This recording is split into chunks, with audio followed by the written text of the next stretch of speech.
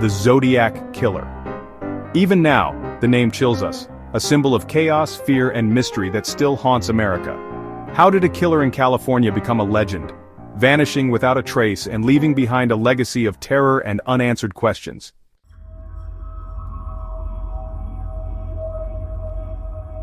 Northern California became the Zodiac's hunting ground. No one felt safe, not in cities or on quiet backroads. The police, public, and amateur sleuths all chased shadows, but the Zodiac always stayed one step ahead.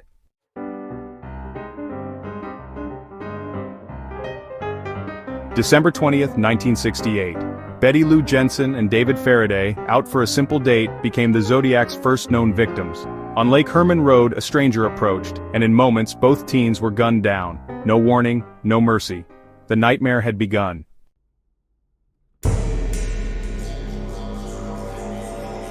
Six months later, Darlene Ferrin and Michael Mageau were attacked at Blue Rock Springs Park. Darlene was killed, Michael survived, and this time the killer called the police, claiming responsibility for both attacks. The Zodiac had announced himself.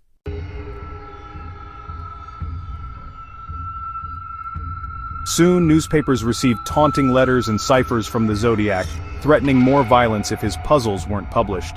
The Bay Area was gripped by fear, as the killer manipulated the media and public with every chilling message.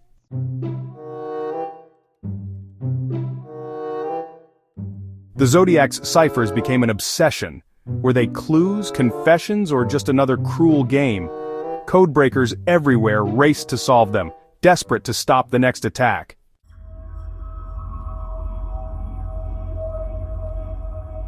The first cipher was cracked by a schoolteacher and his wife, revealing the Zodiac's twisted love of killing, but no clues to his identity. The killer taunted police, always out of reach. The ciphers only deepened the mystery.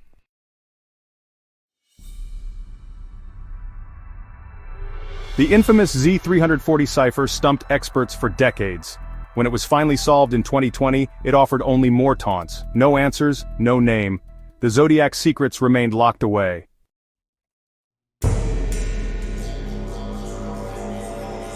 The Zodiac's confirmed victims are well known, but whispers of other possible victims linger. Some cases may never be linked, but their stories remind us how far the Zodiac's shadow may reach.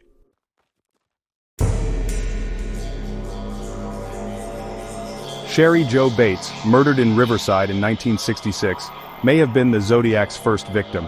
Her brutal death and a taunting letter eerily echoed the Zodiac's later crimes. Was this where the nightmare truly began?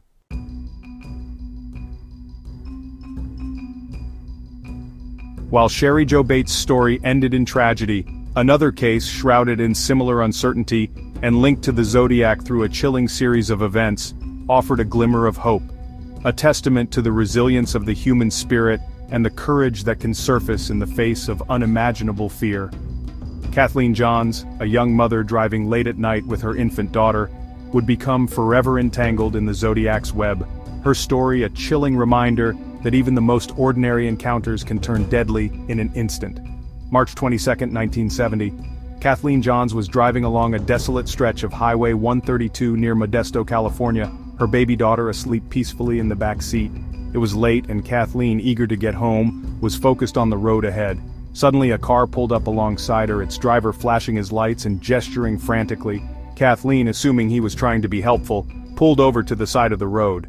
The man, claiming to be concerned about a loose wheel on Kathleen's car, offered to help. Kathleen, initially grateful for his assistance, soon realized that something wasn't right. The man's demeanor shifted, his tone becoming increasingly unsettling. His eyes filled with a strange intensity that sent chills down her spine. She sensed danger, a primal instinct kicking in, warning her that she and her baby were in grave danger. As the man tightened the lugs on her wheel, Kathleen noticed a chilling detail. He wasn't using a wrench. He was using his bare hands. Panic surged through her as she realized the gravity of her situation. She was trapped, alone on a deserted highway, at the mercy of a man who was clearly not who he claimed to be.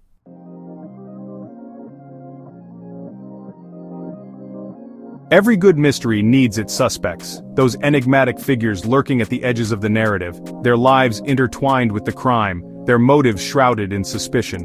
In the case of the Zodiac Killer, The list of potential suspects grew with each passing year, each new theory, each tantalizing clue that ultimately led to a dead end. But among the hundreds of names investigated, a handful emerged from the shadows, their stories a mix of circumstantial evidence, chilling coincidences, and unsettling possibilities. These were the men who, for a time, wore the mantle of the Zodiac in the eyes of investigators and the public alike. Their faces stared out from wanted posters, their names whispered in hushed tones, their lives dissected in the court of public opinion. Were they truly the monsters everyone believed them to be, or were they victims of circumstance, forever linked to a crime they didn't commit? The search for the Zodiac Killer became a quest for a needle in a haystack, a race against time and fading memories. Each suspect presented a unique piece of the puzzle, a tantalizing glimpse into a possible truth that always seemed just out of reach. Their stories, intertwined with the Zodiac's reign of terror, painted a picture of obsession, delusion, and the dark side of human nature. But as investigators dug deeper, they encountered a frustrating truth. Proving a connection to the Zodiac, beyond a reasonable doubt, was nearly impossible. The killer had vanished into thin air, leaving behind a trail of fear, speculation, and a handful of men forever branded with the stigma of suspicion.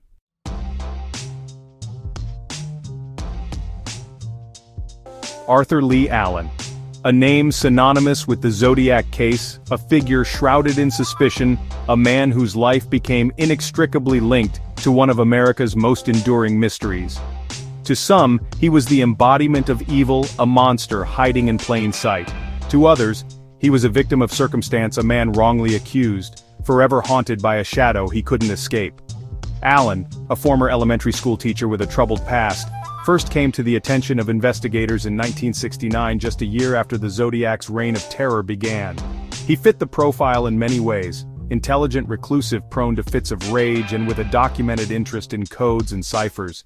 He lived near the scene of several of the Zodiac's crimes, and witnesses claimed to have seen him wearing a watch with the Zodiac's signature crosshair symbol.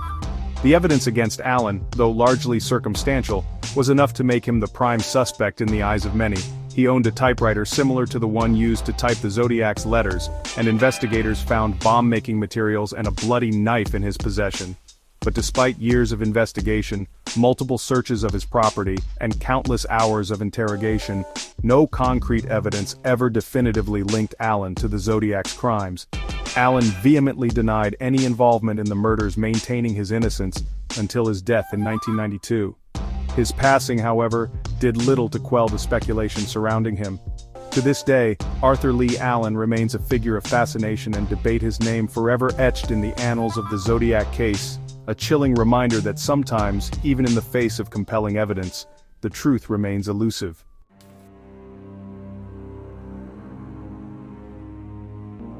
Richard Gaikowski.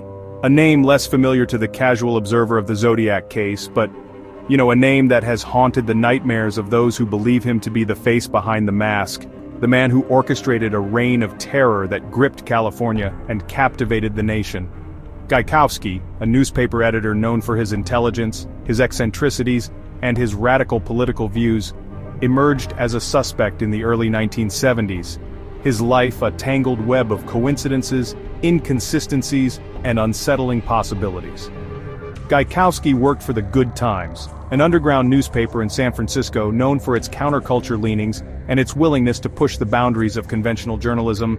It was the perfect cover, some argued, for a man who reveled in manipulating the media, who used his words to taunt and torment those in pursuit of him. Witnesses claimed that Gaikowski bore a striking resemblance to the police sketch of the Zodiac, and his handwriting, though never definitively linked to the Zodiac's letters, shared some unsettling similarities. He was known to frequent the same bars and cafes as some of the Zodiac's victims, and his knowledge of San Francisco's back alleys and hidden corners was encyclopedic. Despite the circumstantial evidence and the whispers of suspicion that followed him for years, Gaikowski was never formally charged in connection with the Zodiac murders. He died in 2004, taking his secrets, if he had any, to the grave. Richard Gaikowski's story, like so many others touched by the Zodiac's shadow, is a testament to the enduring power of doubt, the seductive allure of unanswered questions, and the chilling possibility that sometimes the monster we seek is hiding in plain sight.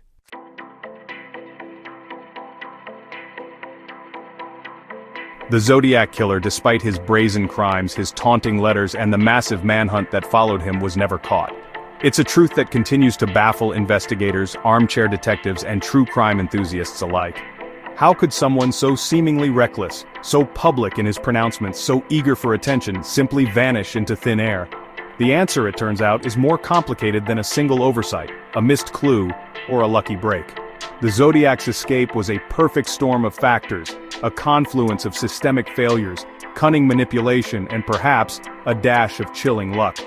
One of the most significant obstacles facing investigators was the fragmented nature of law enforcement in the late 1960s. The Zodiac's crimes spanned multiple jurisdictions, each with its own police department, its own procedures, and its own siloed information. There was no centralized database, no seamless sharing of evidence, no way to connect the dots in real time. What one department saw as a possible lead, another might dismiss as irrelevant, unaware of the bigger picture, the chilling pattern emerging across the Bay Area. Imagine the frustration of detectives working on different pieces of the same puzzle, unaware that their counterparts held the missing piece, the crucial link that could crack the case wide open. The Zodiac, it seemed, understood this weakness, exploiting the jurisdictional boundaries, using them as a shield to protect himself from the closing net. Adding to the chaos was the media frenzy that surrounded the case. The Zodiac, a master manipulator, understood the power of the press, using it to his advantage, crafting a narrative that kept the public captivated and the police off balance. Every letter, every cryptic message, every threat sent to the newspapers served to amplify the fear, to keep the Zodiac's name in the headlines, and to further cement his image as an elusive, almost mythical figure.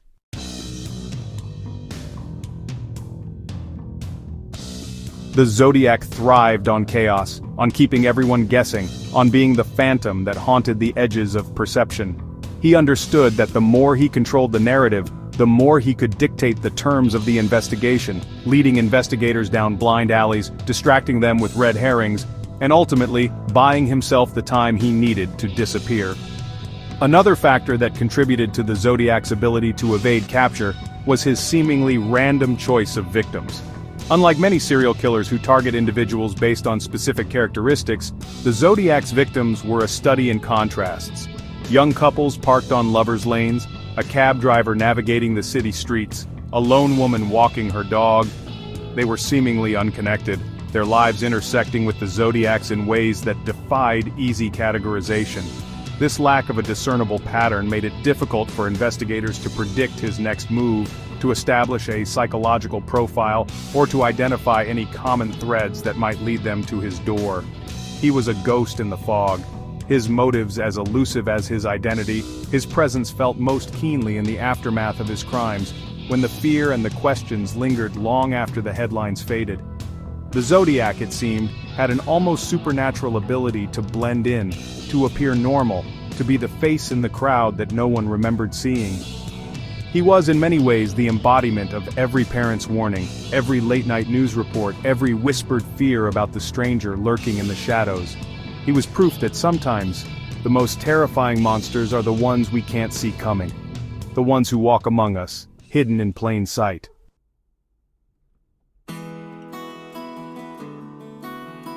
The Zodiac Killer vanished into the fog-shrouded streets of California, leaving behind a trail of unanswered questions, shattered lives, and a haunting legacy that continues to fascinate and terrify to this day.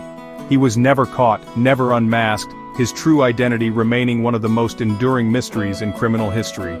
But in a strange twist of fate, the Zodiac's elusiveness, his ability to outwit and outmaneuver those who pursued him, only served to enhance his legend, transforming him from a flesh-and-blood killer into a specter, a boogeyman whispered about in hushed tones. The Zodiac story didn't end with a satisfying conclusion.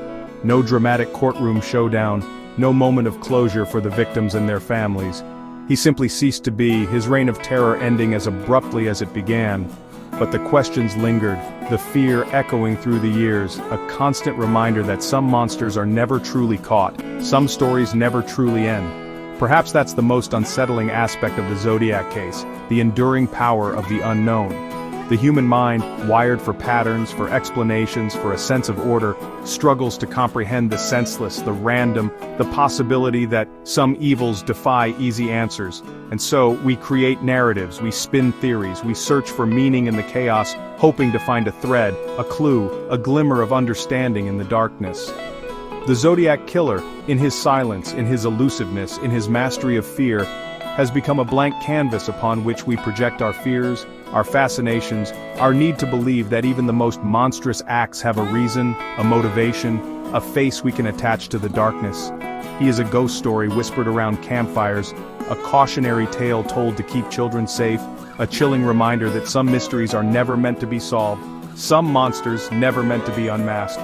The Zodiac didn't just evade justice, he became something far more enduring, far more terrifying. He became a myth. And myths, as we all know, never truly die.